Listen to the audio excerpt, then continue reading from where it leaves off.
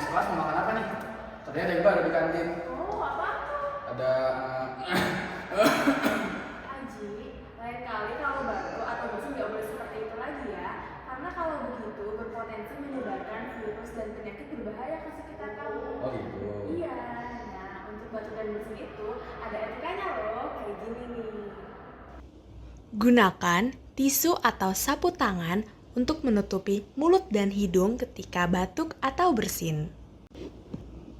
Apabila tidak tersedia tisu atau sapu tangan, kita bisa menggunakan bagian dalam lengan untuk menutupi mulut dan hidung ketika batuk atau bersin. Ketika sudah dirasakan gejala flu atau batuk, gunakan masker saat berinteraksi dengan orang lain.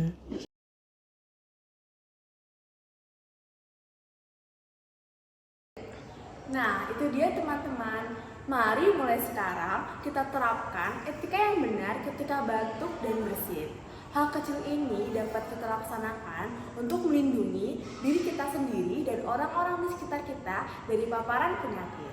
Terima kasih.